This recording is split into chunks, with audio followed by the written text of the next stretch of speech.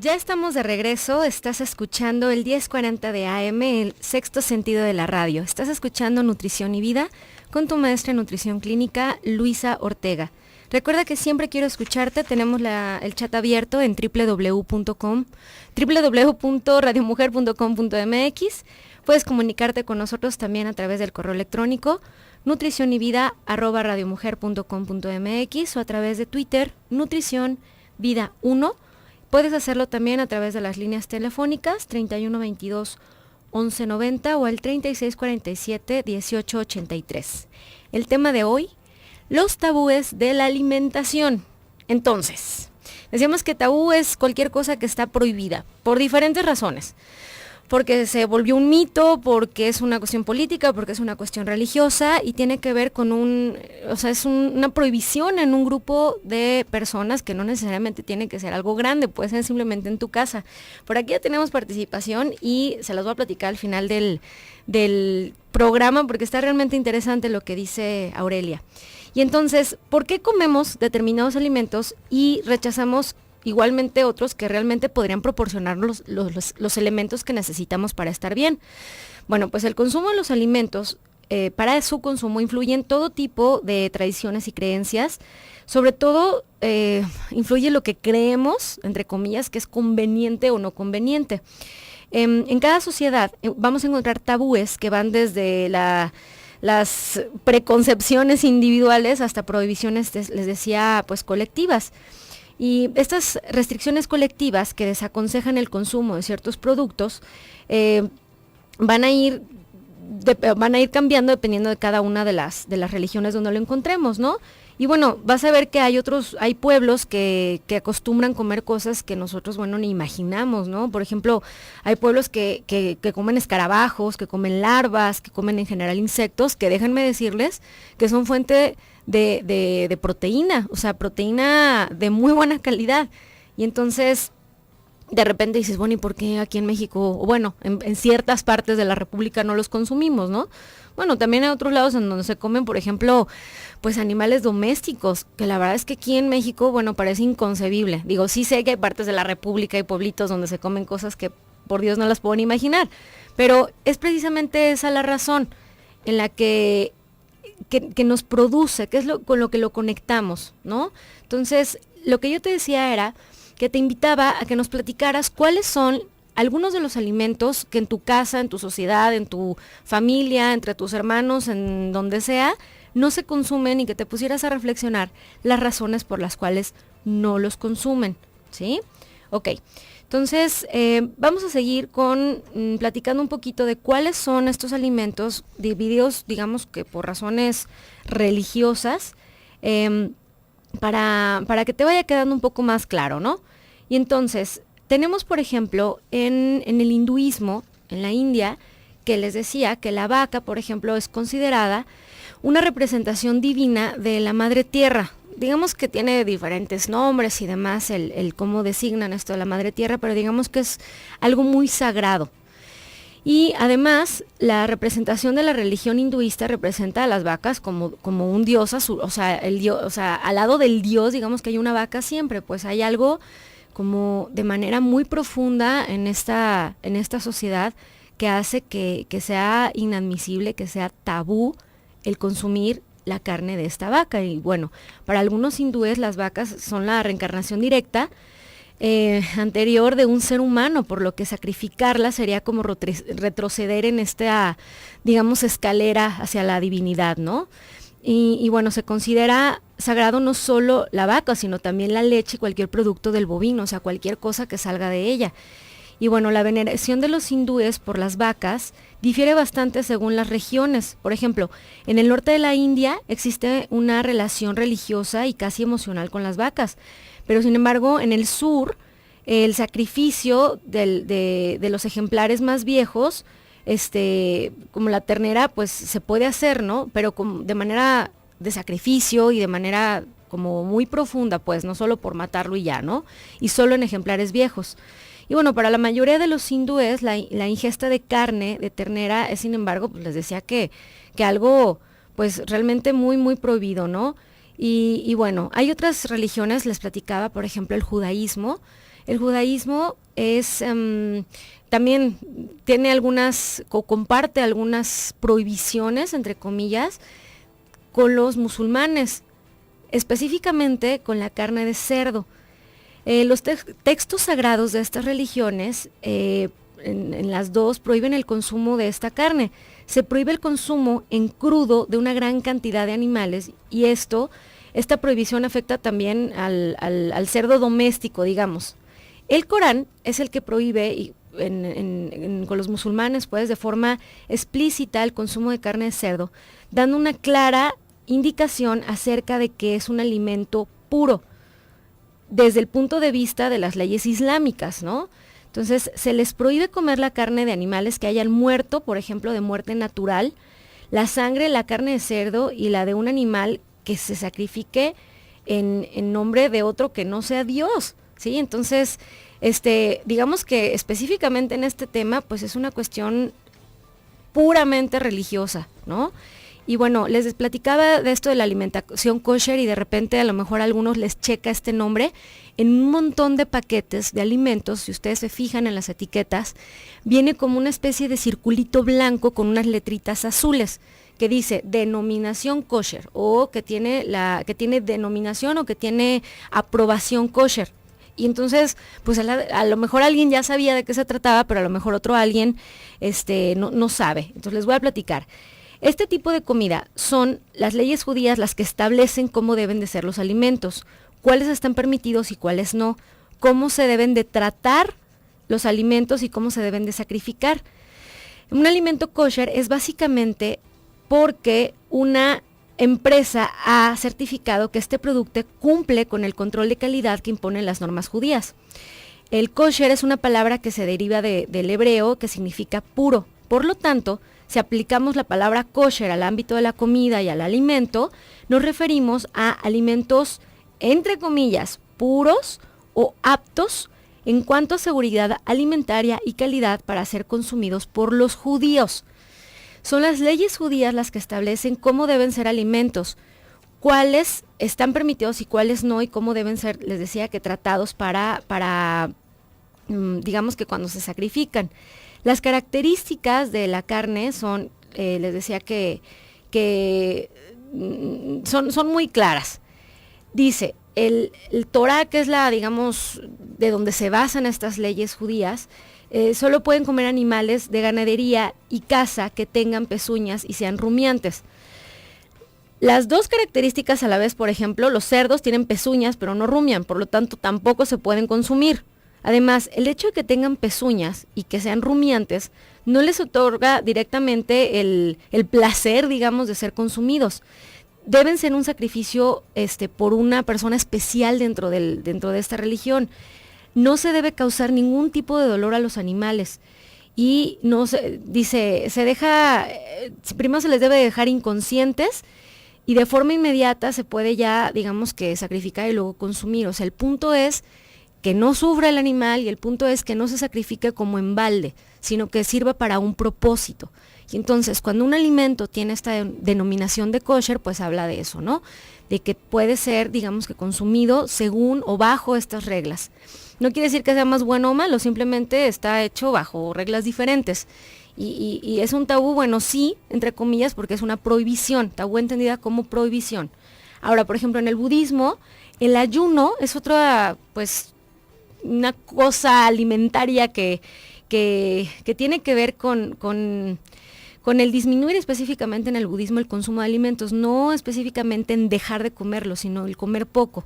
El comer poco en muchas religiones, no solo en el budismo, tiene que ver con acercarte a la perfección, que de hecho les ha de sonar. La mayoría de las personas que deben estarnos escuchando, porque estamos en México, es católica, y entonces ustedes lo saben, mientras más pueda yo ser constante con el ayuno, pues más cerca estoy de Dios, ¿no? Más cerca estoy de la perfección. Es una concepción religiosa que está muy marcada en el catolicismo. Específicamente les dice que en el budismo hay que hacer hincapié en que tiene que ver con comer menos, no específicamente en dejar de comer. Les voy a seguir platicando de estos tabúes alimentarios ahora que regresemos del corte.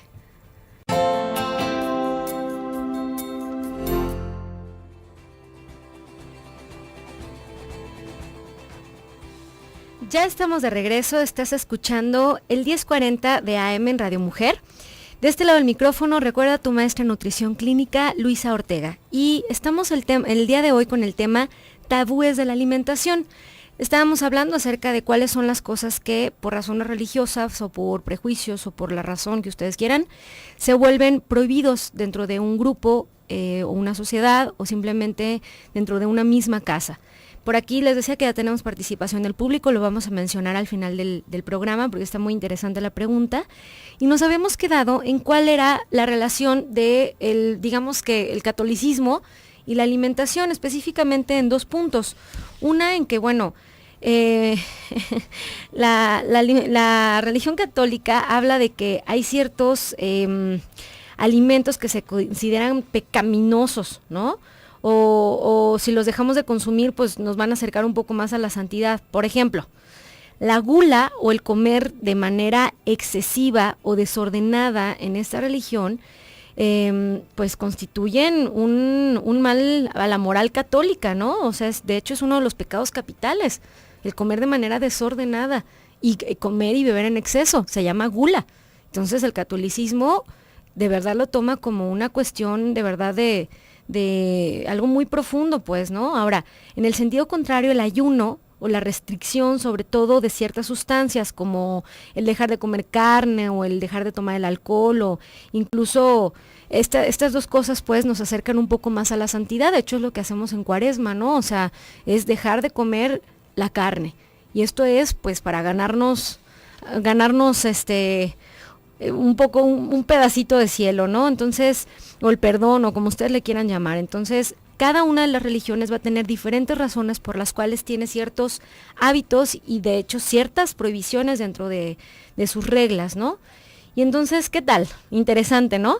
Estoy segura que no habías pensado en que algunas de estas cosas sucedían o siquiera por qué las estabas haciendo.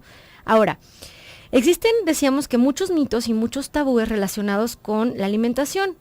Estos, aunque generalmente son inofensivos, en algunos casos pueden ser peligrosos para las personas, sobre todo si coinciden con alguna enfermedad o alguna condición determinada de alguna persona. O sea, hay ciertas, por ejemplo, vamos a transportarlo ya a las dietas específicamente, hay ciertas dietas y ciertas recomendaciones que de verdad deberían de ser tabúes, deberíamos ya de dejar de usarlos, o sea, ya no deberíamos de estarlos diciendo, debería estar prohibido decirlos. Les voy a platicar algunas cosas que yo estoy segura que han escuchado, que de verdad necesitamos ponernos a reflexionar de dónde nació, por qué lo estábamos haciendo o por qué en algún momento le hicimos caso a ese tipo de recomendación. Yo estoy más que segura que en algún lado han escuchado, pues haz una dieta de 1500, ¿no? Hacer una dieta de 1500 calorías es una dieta que de manera popular o de manera común o de manera, si ustedes quieren, como mito, se utilizaba este término para bajar de peso. No, pues es que es una dieta de 1500. El decir 1500 se refiere a que tiene un cálculo de 1500 calorías. Ahora, esto de que podamos hablar acerca de que las calorías son específicas para una sola persona es demasiado subjetivo, además no es cierto. El gasto calórico de cada persona, o sea, digamos que cuánto necesita de energía cada persona para despertarse, respirar, moverse, trabajar, etcétera, etcétera, etcétera, tiene que ver con su edad, con su género, o sea, si es hombre o mujer, tiene que ver con su actividad física, no solo ejercicio, vamos a decir de si eres mamá, o sea, no es lo mismo una mamá que se para a levantar chiquitos, a ponerles la ropa, a hacer desayunos, a salir corriendo, a pasear al perro, regresar, llevar chiquillos a la escuela, regresarse al trabajo, bla, bla, bla, que una mujer que a lo mejor solamente tiene más actividades en la tarde, ¿no? O sea, el gasto calórico de estas mujeres es completamente diferente. Entonces tú no puedes decir que una dieta de 1500 pueda ayudar a alguien a subir o a bajar de peso, o sea, no tiene de verdad nada que ver. Una dieta de 1500 es demasiado subjetivo porque acuérdense que las dietas para empezar tienen que ser individualizadas. Entonces, hablando de tabúes de la alimentación, una dieta de 1500, por favor, tendría que estar prohibido. Es importante que cada quien entienda que su gasto calórico o la necesidad de calorías que hay para cada uno es completamente individualizado. Y además, créanme, Las calorías son un invento, las calorías ni siquiera existen. Son una forma de medir y de ponerle un número a algo para entendernos. Pero va a ser mucho más importante la proporción de proteínas, carbohidratos y lípidos, digamos que de los alimentos que necesitamos para estar vivos, que en realidad de calorías, ¿sale? Otro gran tabú, otra cosa que tendría ya que ser tabú en la alimentación, son estos eslogans o estos letreritos que escuchamos con cierta frecuencia de pierde peso de forma fácil y sin esfuerzo, ¿no? Que dices, Dios mío, parece anuncio como de hace 20 años, ¿no? O sea, ¿en qué momento alguien dijo que la pérdida de peso podía ser algo fácil? Para algunos lo es. Para otros tantos les aseguro que el 50% de la consulta o el 50% de las personas que me están escuchando no creen que la pérdida de peso sea algo fácil. Que les voy a decir, comparado con el aumento de peso es mucho más fácil el aumento que la pérdida. Pero independientemente de eso, esos letreritos deberían de verdad ya de ser tabúes en este mundo de la nutrición. Ya no hay manera de decir que la pérdida de peso sea fácil. O sea, cada persona tenemos condiciones diferentes. ¿Qué tal si es una persona que sufre de un problema en la tiroides? ¿O qué tal si es una persona que tiene un problema con el consumo de algún medicamento que aumenta de peso? ¿O qué tal si es una persona que tiene una condición genética en la que no puede dejar de comer, ¿no? Entonces, perder peso de forma fácil y sin esfuerzo, créanme que eso no existe. O sea, no para todo el mundo. Hay gente que te va a decir que lo que le cuesta trabajo en esta vida es aumentar. Y digamos que desde el punto de vista científico, sí es más difícil el aumento que la pérdida. Ese también puede ser un tema para otro día, pero eso nos da como para 2 días de tema. Otra cosa, con respecto a más tabúes dentro de la alimentación es dietas que presumen que perderás peso rápidamente. La cuestión es si este peso perdido es a base de grasa o agua. Este tipo de dieta, de que lo pierdes súper rápido, suelen ser a base de diuréticos, por ejemplo, que son sustancias, digamos, que nos ayudan a deshacernos de cierta cantidad, entre comillas, extra en el cuerpo. Y bueno, claro que comes 3 días diferente y al tercer día ya estás pesando menos. Ojo, la pérdida de peso acelerada no siempre es mala, pero tampoco no siempre es buena. Por eso es tan importante que se entienda y que dejemos recalcado y que quede súper claro que las dietas son individualizadas.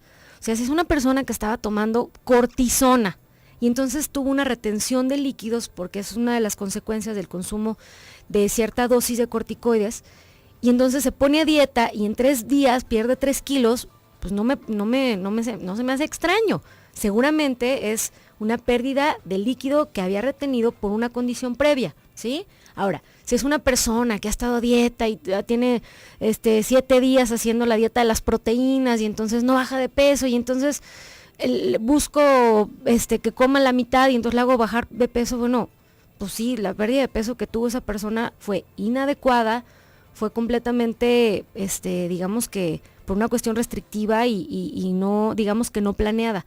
Entonces, las pérdidas de peso aceleradas dependen de para quién, ¿sí? Y por qué, ¿ok? Entonces, no siempre es malo, pero tampoco le podemos creer a alguien que lo hizo para, ¿no? Entonces, si es por una condición de salud, puede ser que esté justificado, ¿por qué no? Pero insisto, es individualizado. Ahora, todas las dietas que complementen píldoras. Bueno, el decir píldoras, todo el mundo piensa, no, es que si te da pastillas es malo, ¿no? Decir pastillas es como decir coches. O sea, no es lo mismo un bocho que un, híjole, iba a decir la marca, no sé si me va a regañar mi productora, que un Bentley, ¿verdad? O sea, por Dios, o sea, no es lo mismo. Una pastilla no es lo mismo que otra, o sea, es demasiado generalizar. Las pastillas pueden ser, específicamente en la pérdida de peso, pueden tener muchas funciones diferentes. Unas pueden ser, por ejemplo, decíamos esto, diurético, que hacen que yo deje de retener líquidos. Hay otro tipo de medicamentos que se utilizan para agregarle fibra a la dieta, que es, me tomo una pastillita que tiene fibra, la hidrato, me tomo el agua, se infla un poquito en mi estómago, llena un poco de mi estómago y entonces como menos, porque me cabe menos. No tiene nada que ver con el diurético. Hay otro tipo de pastillas que hacen que se me quite el hambre y la acción que hacen es a nivel hipotalámico, que es en el cerebro se manda una señal que dice, hey, no tienes hambre, que es el caso de la sibutramina, la fentermina y todas estas. Ese es otro tipo de pastilla, ¿sí? Entonces, si se fijan, no podemos decir que las dietas que incluyen pastillas son malas, no, o sea, vamos viendo el caso y de manera individualizada. Vamos a seguir hablando de los tabúes de la alimentación, regresando del corte.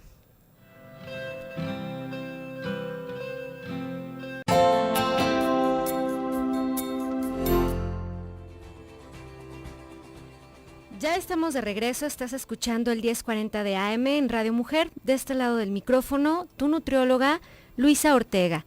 Comunícate con nosotros al 3122-1190 o al 3647-1883. Recuerda que ya tenemos el chat abierto en la página www.radiomujer.com.mx. Puedes hacerlo también a través del correo electrónico nutricionyvida@radiomujer.com.mx o a través de Twitter, que es @nutricionvida1. Y estábamos hablando de algunos tabúes dentro de la alimentación, que unos van a tener que ver con razones políticas, razones económicas, razones religiosas, o simplemente por alguna razón que pasó de boca en boca, específicamente en grupos más pequeños, ¿no? Y entonces, yo les platicaba que hay cosas en la alimentación que ya deberían de ser tabús. Por ejemplo, el decir que una dieta de 1500 calorías es para bajar de peso, debería estar prohibido. Eso ya no existe, es una concepción de la pérdida de peso de verdad muy, muy, muy antigua, muy arcaica y de manera pues no individualizada. Y acuérdense que los voy a seguir mareando con esto, las dietas son individualizadas. Nadie se parece al otro, las condiciones de un intestino no son iguales a las otras y la búsqueda de una persona no es la misma que la otra, ¿sí? Ahora, otra cosa que decíamos que debería ser ya un tabú es todas estas dietas que dicen que pierdes peso de manera fácil y sin esfuerzo. Sí, claro, ¿para quién? O sea, te los juro que la mitad de mis pacientes no les parece una cuestión fácil, aunque de manera científica lo sea. Para cada paciente es diferente, o sea, la experiencia que tiene cada paciente en relación a la dieta que tiene es muy diferente. Entonces, no podemos ponerle un adjetivo de fácil, ¿no? El decir que todas las dietas que tienen una píldora son malas, pues también, o sea, estábamos hablando acerca de que no todas las píldoras son iguales. O sea, hacíamos la comparación con los coches. O sea, depende, pues, ¿no? Ahí habíamos estado hablando de que hay, por ejemplo, ya estudios muy sólidos, recientes, no tan recientes y ya recientes también, sobre esta hierbita que se llama, bueno, no es hierbita, pero bueno, la garcinia. La garcinia tiene efectos anorexigénicos en el cuerpo. Esto quiere decir que disminuye la sensación de apetito y además tiene un efecto hipolipemiante, que quiere decir que disminuye o ayuda a reducir de manera ligera el contenido, la concentración de algunas, entre comillas, grasas en sangre, ¿sí? Entonces puede ayudarte a mejorar o a reducir de manera ligera los niveles de colesterol en sangre. Ya hay estudios serios, indexados, que dicen que sí funciona. Entonces no podemos ponerle la categoría de mala a una dieta que incluye píldoras, porque pues tenemos que ver el caso, ¿no? Y bueno, otra es, bueno, que las dietas que excluyen un grupo de alimentos también, híjole, ya también son dietas que ya no deberían de estarse usando. Ya hay muchos estudios que indican que no es la mejor opción y que no podemos tampoco generalizarlo, ¿sí? O sea, el suprimir alimentos puede ser, y más de una de las chicas que me está escuchando el día de hoy a decir, sí, yo hice la dieta esa de las grasas y claro que me funcionó. Pues sí, o sea, no quiere decir que no funcione, pero ¿en qué momento estamos hablando de funcionalidad? Estamos hablando de salud, estamos hablando de prevención, estamos hablando de que tengas mejor calidad de vida. Y el que vayas a bajar de peso está muy bien y yo estoy muy de acuerdo. El problema es que ese peso tiene que buscar ser sostenida la pérdida. Y si nosotros estamos haciendo una dieta que sacrifica los carbohidratos, que son los que nos dan energía, lo único que vamos a lograr es que la energía que necesitemos para el día a día se saque de otros sustratos. Es decir, si yo no tengo energía de la dieta, me voy a ir tanto al tejido graso, que es una muy buena reserva energética, pero también me voy a ir a mi músculo. O sea, el cuerpo es más eficiente utilizando el músculo como energía que la grasa, créanme. La grasa es como una especie de tesoro, es lo último que el cuerpo va a utilizar como sustrato energético. Digamos que estamos hechos o pensados como para utilizarlo solamente en periodos de ayunos prolongados o demás. Es tejido de reserva, es como la reserva de oro de un banco, ¿sí? Y entonces, cuando nosotros hacemos dietas que excluyen, que la más típica es que excluya los carbohidratos por completo, pues empezamos a utilizar otro tipo de sustratos para tener energía, es decir, el músculo. Si yo comienzo a tener una pérdida de peso que empieza a sacrificar mi masa muscular, para poder mantener esa pérdida, o sea, para poderme mantener en el peso más bajo, se va a volver prácticamente imposible. Porque para yo poder sostener ese peso bajo, necesito ser, digamos que, eficiente en el consumo de calorías. O sea, de lo que yo como tengo que ser eficiente para poder procesarlas. Si yo no tengo músculo, no tengo tejido que es metabólicamente activo, es decir, no gasta calorías. Entonces, si yo no tengo músculo, en el momento en que me ponga a comer un poquito más, voy a volver a subir de peso, ¿sí? Entonces, esa es la razón por la que todas las que me están escuchando, que han hecho dietas que excluyen los carbohidratos, no han podido sostener su peso. Suben un poquito después, a todas nos ha pasado. Entonces, lo ideal es hacerlo de manera individualizada y sin excluir por completo algún grupo de alimentos, ¿sale?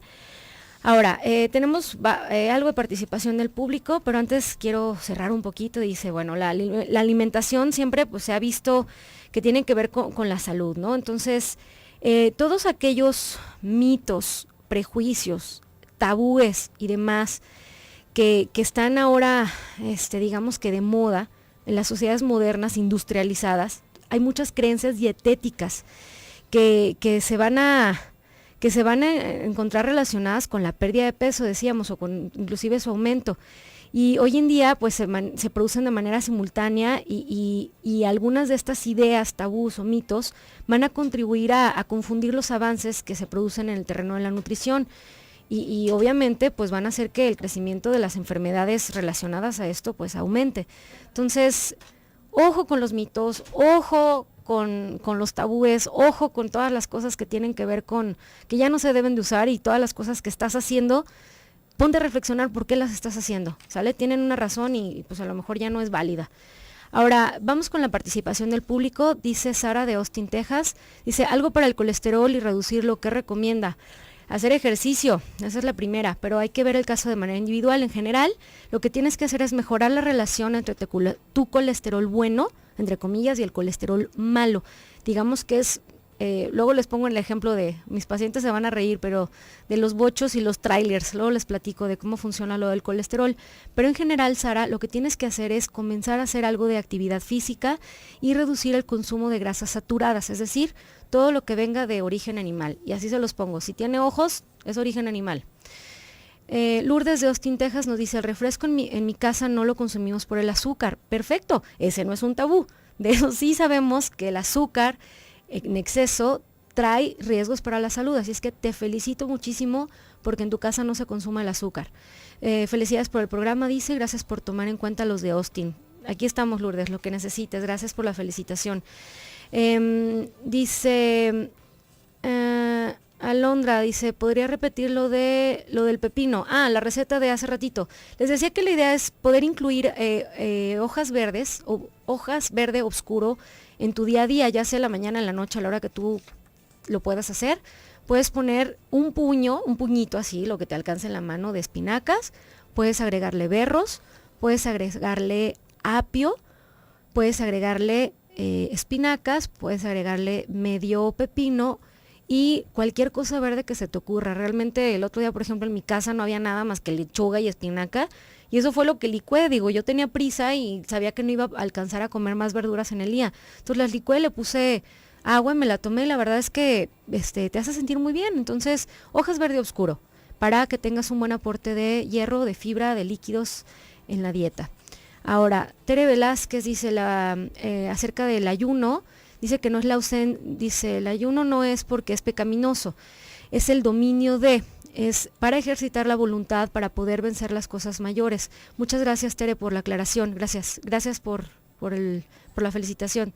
Y Aurelia dice, ¿es verdad que el pepino no se puede comer después de haber tomado leche? Dice, un primo murió por hacer eso y en mi familia no se hace. Fíjate, esta es una cosa interesante, pues, que hay ciertas, digamos que, cosas que no se hacen en las casas. Y te voy a decir, por combinarlo no se murió, no es esa la razón.